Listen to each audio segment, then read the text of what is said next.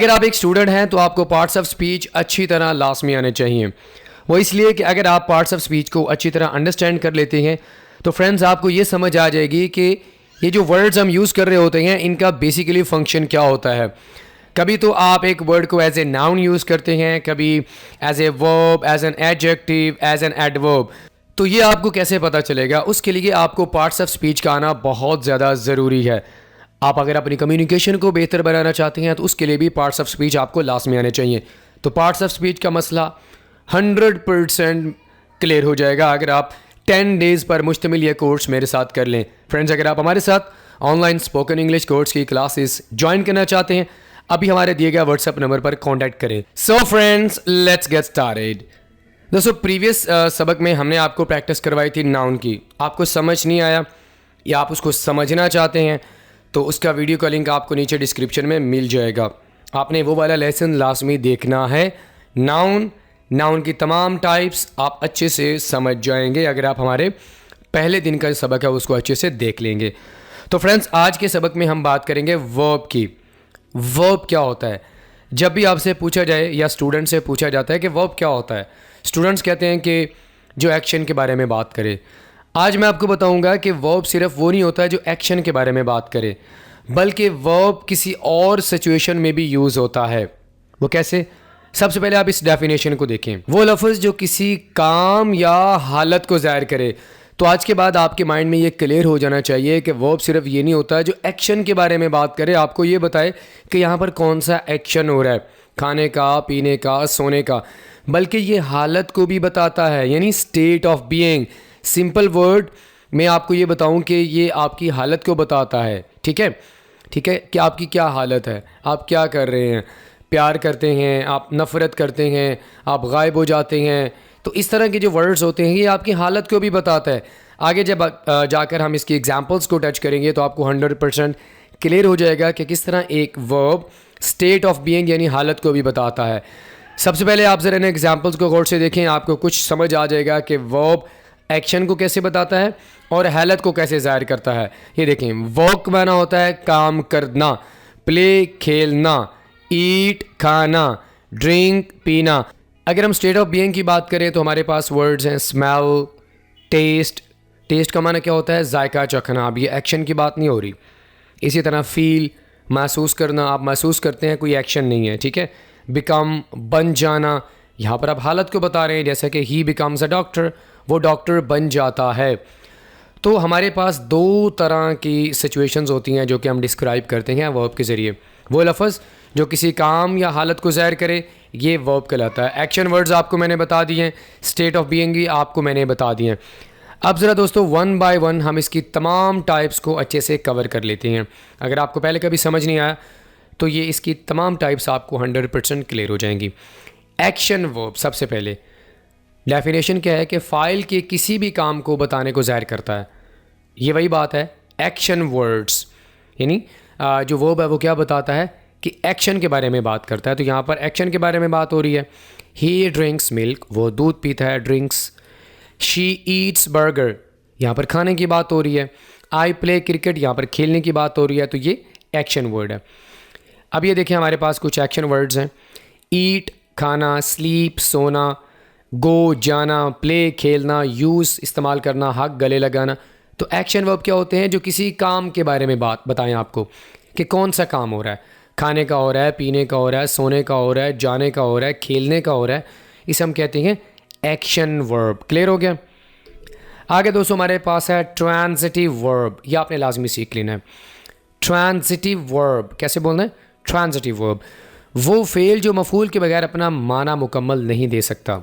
वो फेल यानी वो वर्ब वो कभी भी अकेला अपना माना मुकम्मल नहीं दे सकता जब तक आप उसके साथ ऑब्जेक्ट यानी मफूल को मेंशन नहीं करेंगे। एग्जाम्पल देखें, आपको समझ आ जाएगा। शी बॉट, अगर आप अकेला बोलेंगे ना शी बॉट, चुप हो जाएंगे तो आगे वाले को बात समझ नहीं आएगी कि उसने क्या ख़रीदा। माना मुकम्मल नहीं हो रहा, आगे वाले को समझ नहीं आएगी। तो जब आप ये कह देंगे शी बॉट बुक, उसने किताब ख़रीदी, बात समझ आ जाएगी। ही रोट आ या ही रोट, उसने लिखा, क्या लिखा? तो यहाँ पर ऑब्जेक्ट की ज़रूरत है। He wrote a letter. I drive, what नहीं समझ आएगी तो यहाँ पर आपको मेंशन करना पड़ेगा कि आई ड्राइव कार, मैं कार चलाता हूँ, ठीक है। तो ट्रांजिटिव वर्ब वो फेल होते हैं जो मफूल के बगैर यानी जो ऑब्जेक्ट के बगैर आपको माना मुकम्मल नहीं दे सकते। तो ट्रांजिटिव वर्ब वो फेल जो मफूल के बगैर अपना माना मुकम्मल नहीं दे सकते। ये क्लियर हो गया। ये कुछ वर्ड्स हैं, ट्रांजिटिव वर्ब की बात कर रहा हूँ। ग्रैब पकड़ना, ग्रैब के साथ आपको मफूल यानी ऑब्जेक्ट लाजमी यूज़ करना होगा। प्रेस तारीफ़ करना, फीड खिलाना, होल्ड पकड़ना, हग गले लगाना, रिलैक्स आराम करना। तो ट्रांजिटिव वर्ब क्या होते हैं, क्लियर हो गया। जब तक आप ऑब्जेक्ट को मेंशन नहीं करेंगे या आपको माना मुकम्मल नहीं देंगे। इसका ऑपोजिट है इंट्रांजिटिव वर्ब, यानी वो फेल जो मफूल के बगैर अपना माना मुकम्मल दे सकता है। इसके साथ अगर आप ऑब्जेक्ट नहीं लगाएंगे तब भी इसका माना मुकम्मल हो जाएगा, आगे वाले को बात समझ आ जाएगी। ये देखें, शी रन्स, यहाँ पर आपको ऑब्जेक्ट लगाने की ज़रूरत नहीं है क्योंकि माना पूरा समझ आ रहा है, वो भागती है। वो स्माइल, हम मुस्कुराते हैं, इट्स क्लियर। आपको यहाँ पर ऑब्जेक्ट लगाने की बिल्कुल ज़रूरत नहीं है। ही वर्क्स, वो काम करता है, ही वर्क्स। तो आई होप फ्रेंड्स आपको अच्छे से समझ आ गया होगा कि इंट्रांजिटिव वर्ब क्या होता है, ठीक है। अब ज़रा इंट्रांजिटिव वर्ब के कुछ वर्ड्स हैं वो देख लेते हैं। लेफ़्ट, छोड़ जाना, इसके साथ आपको ऑब्जेक्ट लगाने की ज़रूरत नहीं है। जंप के साथ भी ज़रूरत नहीं है। मूव, लीन, झुकना, लिसन, प्रे। तो इंट्रांजिटिव वर्ब क्या होते हैं, सिंपल है, जिसके साथ अगर आप ऑब्जेक्ट नहीं भी लगाते तब भी वो अपना माना मुकम्मल दे सकते हैं। शी रन्स, वो भागती है, इसके साथ ऑब्जेक्ट ना लगाएं। ही वर्क्स, वो काम करता है। तो ट्रांजिटिव जिसके साथ आपने मफूल लाजमी लगाना, यानी ऑब्जेक्ट लाजमी मेंशन करना है। इंट्रांजिटिव जिसके साथ आपको ऑब्जेक्ट लगाने की ज़रूरत नहीं है, उसके बगैर भी अपना माना मुकम्मल कर सकता है। आगे हमारे पास दोस्तों है हेल्पिंग वर्ब। हेल्पिंग वर्ब क्या होते हैं, किसी भी जुमले का अगर आप टेंस बताना चाहते हैं, टेंस हमारे पास 12 हैं, हर एक टेंस का अपना अपना हेल्पिंग वर्ब होता है। तो अगर आप उसका टेंस बताना चाहते हैं कौन सा है, या कोई आपने हालत बतानी हो, कोई सिचुएशन बतानी हो, कंडीशन बतानी हो, उसके लिए आप इनको यूज़ कर सकती हैं। हेल्पिंग वर्ब मैं आपको समझाता हूँ ये किस तरह होते हैं। ये मैंने बोला आई प्ले क्रिकेट, मैं क्रिकेट खेलता हूँ, ये तो हो गया प्रेजेंट इंडेफिनिट टेंस, ठीक है। फिर मैंने बोला आई एम प्लेइंग क्रिकेट, मैं क्रिकेट खेल रहा हूँ। तो ये देखें, ये जो एम है ये क्या बता रहा है, ये बता रहा है कि ये जो क्रिकेट खेलने वाला काम है ये प्रेजेंट कॉन्टीन्यूस टेंस में हो रहा है, यानी कोई काम जारी है। आई एम प्लेइंग क्रिकेट, तो ये हमारे पास है हेल्पिंग वर्ब एम। और देखते हैं, she eats meal, present indefinite tense. She was eating meal, अब ये वॉज है, ये बता रहा है कि पास्ट कॉन्टीन्यूस टेंस है।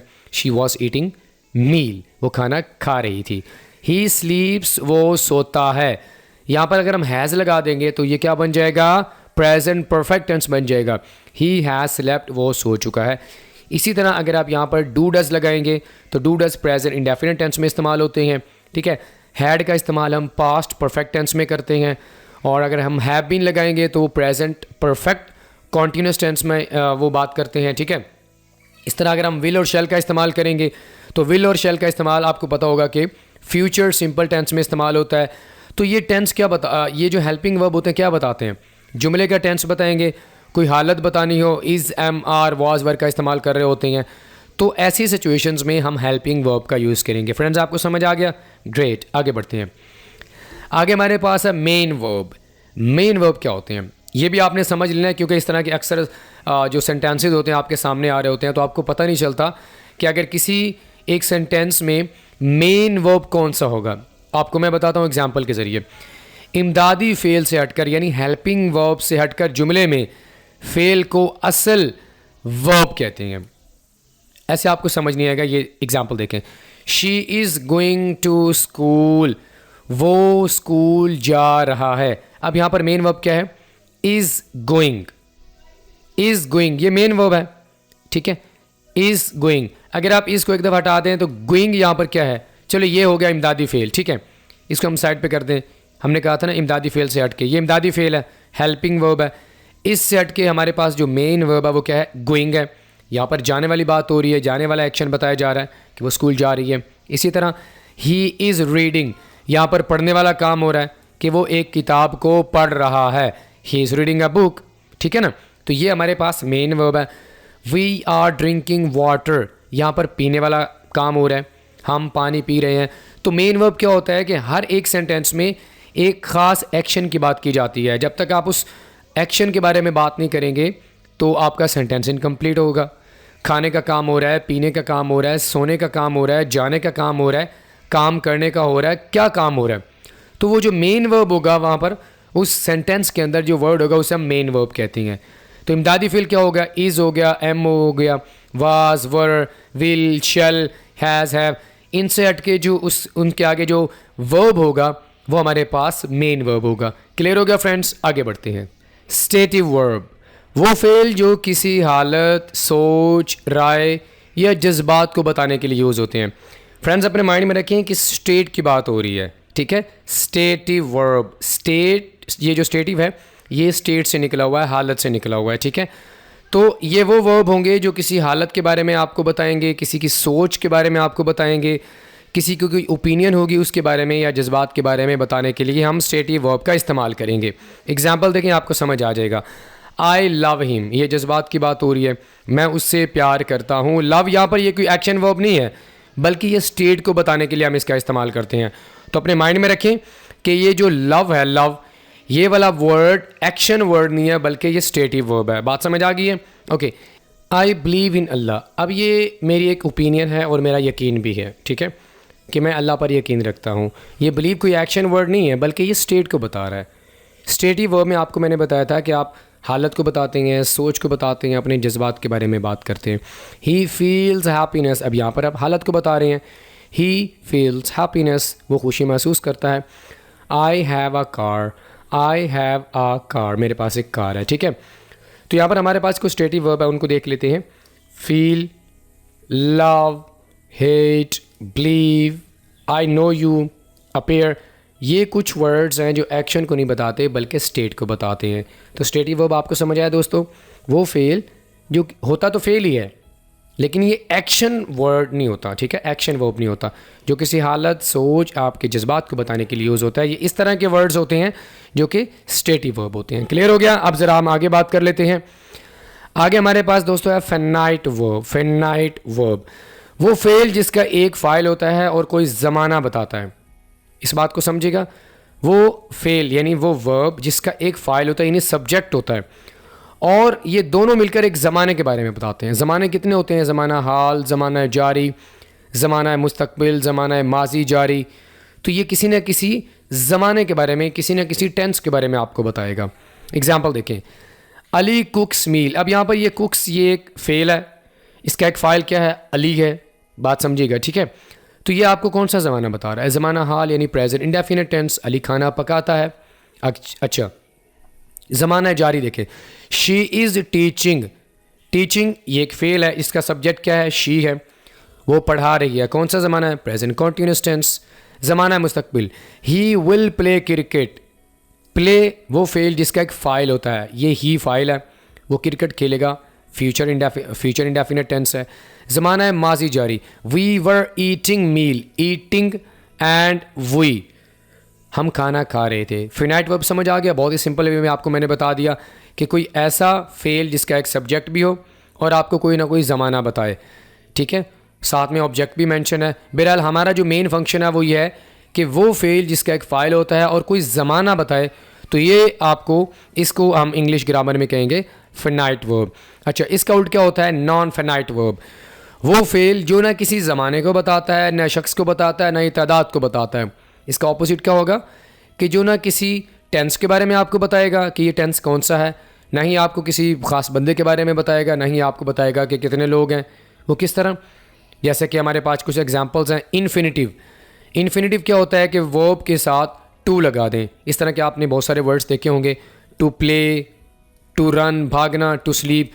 अब ना ये कोई ज़माना बता रहा है, ना ही किसी शख्स के बारे में बात हो रही है, ना ही कोई नंबर के बारे में बात हो रही है। टू प्ले खेलना, टू रन भागना, टू स्लीप। तो नॉन फिनाइट वर्ब ये होती हैं। सबसे पहले इन्फिनिटिव होता है, उसके बाद प्रेजेंट पार्टिसिपल, जैसे कि वर्ब के साथ आप आईएनजी लगाते हैं तो इस आम तौर पर इस तरह के जो वर्ड्स होते हैं इनको सेंटेंसेस के शुरू में यूज़ किया जाता है। हेल्पिंग, स्लीपिंग, यूजिंग, ये प्रेजेंट पार्टिसिपल है, कोई ज़माना नहीं बता रहा, किसी शख्स के बारे में आपको नहीं बता रहा। पास्ट पार्टिसिपल की बात करें तो ईटन, स्लेप्ट एंड लर्नड, यहाँ पर भी कोई ज़माना नहीं है। जेरंड, जेरेंट क्या होता है कि वर्ब के साथ आईएनजी लगा दें, वॉकिंग, गोइंग एंड ड्रिंकिंग। तो फ्रेंड्स, फिनाइट और नॉन फिनाइट में समझ आया फ़र्क क्या होता है? फिनाइट आपको ज़माने के बारे में बताता है, कोई ज़माना, present, past, future, continuous tense जो भी होगा। नॉन फिनाइट आपको कुछ भी नहीं बताता कि ज़माना क्या है। ठीक है, एग्जाम्पल्स आपको मैंने दे दी हैं, आई होप कि आप समझ चुके होंगे। आगे बढ़ते हैं। Regular verb. रेगुलर वर्ब वो फेल जिसकी माजी बनाने के लिए आखिर में डी या ईडी का इजाफा किया जाता है। आपको ऐसे बहुत सारे वर्ड्स नज़र आते होंगे, आप पढ़ते भी होंगे और लिखते भी होंगे, जिनके आखिर में आप सिंपल वर्ब होता है, आप उसके आखिर में डी या ईडी लगा देते हैं, तो इसे हम रेगुलर वर्ब कहते हैं। वो किस तरह? ये हमारे पास एक रेगुलर वर्ब है, वर्क, सिंपल है, इसके साथ आप ईडी लगा दें तो ये बन जाएगा वर्कड, और इसकी पास्ट पार्टिसिपल क्या बन जाएगी? वर्कड। ठीक है। हेल्प हमारे पास बिल्कुल सिंपल फॉर्म है, अगर हम इसको माजी में यूज़ करना चाहते हैं तो हम ईडी लगा देंगे तो ये बन जाएगा हेल्प्ड। इसी तरह हमारे पास एक वर्ड है हेट, नफ़रत करना, अगर आप इसको माजी में, पास्ट में यूज़ करना चाहते हैं तो आप ईडी लगा देंगे, ये बन जाएगा हेटेड। तो फ्रेंड्स, आपको समझ आ गया रेगुलर वर्ब क्या होते हैं, कि वो फेल जिसको अगर आप पास्ट में यूज़ करना चाहते हैं तो आप उसके आखिर में डी या ईडी का इजाफा करेंगे, ये हमारे पास होते हैं रेगुलर वर्ब। अच्छा, इसका ऑपोजिट हमारे पास है इर्रेगुलर वर्ब। इर्रेगुलर वर्ब वो फेल जिसकी माजी बनाने के लिए आप डी या ईडी का इजाफा नहीं करते, बल्कि आप मुख्तलिफ तरीक़ों से ये बनती हैं, मुख्तलिफ तरीक़ों से, डी या ईडी का इजाफा नहीं होगा, बस अपने माइंड में ये रख लें। एग्जाम्पल देखें, ये हमारे पास एक वर्ब है कम। अब कम को अगर आप पास्ट में यूज़ करना चाहते हैं तो आप डी या ईडी नहीं लगाएंगे, बल्कि आप लगाएंगे केम, और इसकी थर्ड फॉर्म होगी कम। इसी तरह ईट, यहाँ पर आप डी या ईडी का इजाफा नहीं करेंगे, आप बोलेंगे एट, या पास्ट पार्टिसिपल के लिए आप बोलेंगे eaten. Feel first form, felt second and felt third form. तो इर्रेगुलर वर्ब आपको समझ आया, जिसको अगर आप पास्ट में यूज़ करना चाहते हैं तो आपको डी या ईडी लगाकर पास्ट बनाने की ज़रूरत नहीं है, बल्कि हम मुख्तलिफ तरीके यूज़ कर रहे होते हैं। कभी हम टी का इस्तेमाल कर रहे होते हैं, कभी हम ई का इस्तेमाल कर रहे होते हैं। ये देखें, केम, ये पास्ट हो गया। तो इस तरह के जो वर्ब्स होंगे जिनके आखिर में डी या ईडी नहीं लगेगा पास्ट बनाने के लिए, इन्हें हम क्या कहते हैं? Irregular verbs. क्लियर हो गया? आगे हमारे पास है दोस्तों मॉडल वर्ब। मॉडल वर्ब वो फेल जो इम्कान, काबिलियत, इजाज़त या फ़राइज़ ज़ाहिर करने के लिए यूज़ होते हैं। दोस्तों मॉडल वर्ब्स हमारे पास कम से कम में 7-8 हैं। अगर आप इनको समझना चाहते हैं तो अलग से हम इस पर एक वीडियो बनाएंगे, लेकिन अभी जो है आपको इसकी डेफिनेशन बताते हैं कि वो फेल होते तो ये फेल ही हैं, इनका काम क्या होता है, ये इम्कान के बारे में बताएंगे, यानी पॉसिबिलिटी, कोई एबिलिटी के बारे में बात करेगा, कोई परमिशन के बारे में, कोई ड्यूटी वगैरह बताना चाहते हैं आपको, आप किसी को, तो आप मॉडल वर्ब का इस्तेमाल करेंगे। एग्जाम्पल के ज़रिए आपको समझ आएगा। शुड का इस्तेमाल हम करते हैं कि कोई काम हमारे लिए करना फ्रीज़ा, यानी हम कहते हैं ये फ्रीज़ा है हमारा, जैसे कि I should obey the rules, मुझे कवानीन की पासदारी करनी चाहिए। अब यहाँ पर आप शुड का इस्तेमाल कर रहे हैं फ्रीज़े के लिए कि कोई काम करना आपका फ़र्ज़ है, कि कवानीन की पासदारी आपको करनी चाहिए।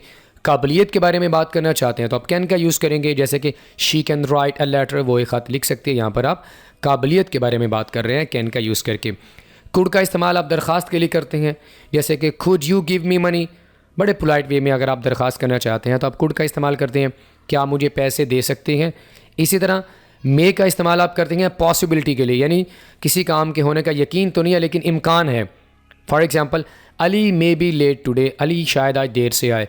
तो मॉडल वर्ब का काम क्या होता है कि ये बताते हैं कि किसी काम के होने का इम्कान है, कोई काबिलियत बतानी है, कोई परमिशन लेनी है, कोई ड्यूटी वगैरह के बारे में बात करनी है, तो आप इन वर्ड्स का इस्तेमाल करेंगे। फ्रेंड्स क्लियर हो गया? आगे बढ़ते हैं। आगे हमारे पास लास्ट में दोस्तों फ्रेजल वर्ब्स। फ्रेजल वर्ब्स यानी आप वर्ब के साथ, एक जो वर्ब होगा उसके साथ आप प्रपोजिशन हरफ जार लगाएंगे तो ये हमारे पास फ्रेजल वर्ब्स बन जाएंगे। ठीक है, डेफिनेशन क्या है? इसमें मुख्तलिफ अल्फाज शामिल होते हैं जो कि असल वर्ब से हटकर माना देते हैं। मुख्तलिफ अल्फाज होते हैं जैसे कि हैंड ओवर, हैंड एक अलग अल्फाज है, ओवर अलग अल्फाज है। ठीक है, इसके साथ हमने प्रपोजिशन लगाए तो ये फ्रेजल वर्ब बन गया।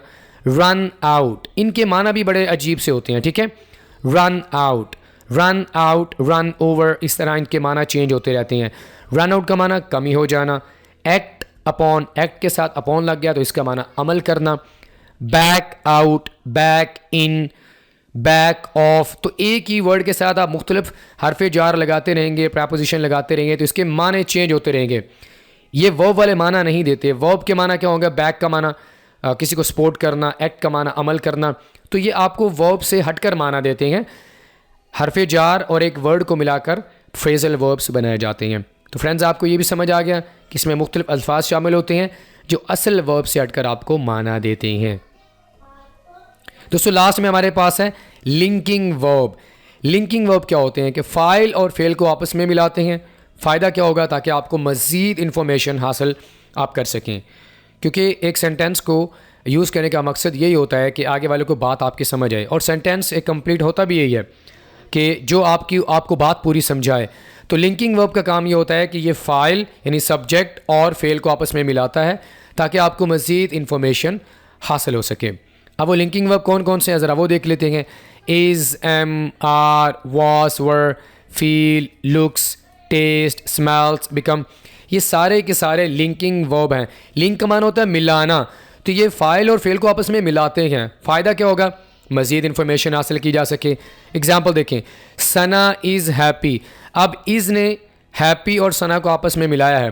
इन्फॉर्मेशन कौन सी हासिल हो रही है कि सना खुश है। बात समझ आ रही है? ओके, आगे देखें, सना लुक्स हैप्पी। सना क्या है? सना खुश दिखाई देती है। तो लुक्स क्या है? ये भी हमारे पास लिंकिंग वर्ब है। द मील वॉज बैड, खाना बुरा था। वॉज ये भी लिंकिंग वर्ब है। यहाँ पर हमने यूज़ किया the food smells bad. Smells ये हमारे पास लिंकिंग वर्ब है जिसने आकर फ़ाइल और फेल को आपस में मिलाया है। ये फ़ाइल है, ठीक है, और ये फेल है कि आपस में ये दोनों को मिला रहा है, बैड, ठीक है। I am an English tutor. I am an English tutor, यहाँ पर लिंकिंग वर्ब कौन सा है? एम है। आई यहाँ पर क्या है? सब्जेक्ट है। तो ये फ़ाइल और फेल को आपस में मिलाता है। The ice cream taste good. Taste क्या है? हमारे पास लिंकिंग वर्ब है जो कि फेल और फाइल को आपस में मिला रहा है। फ़ायदा क्या होगा? आपको मज़ीद इन्फॉर्मेशन मिलेगी। तो लिंकिंग वर्ब का काम क्या होता है कि फेल और फाइल को ये आपस में मिलाता है ताकि आपको ज़्यादा से ज़्यादा इन्फॉर्मेशन हासिल हो जाए। क्लियर हो गया फ्रेंड्स? ऑलराइट फ्रेंड्स, इसी के साथ ही आज की हमारी क्लास नंबर 2 यहीं पे मुकम्मल हुई। Friends, I will see you in the next video lesson. Till then, अल्लाह हाफिज़।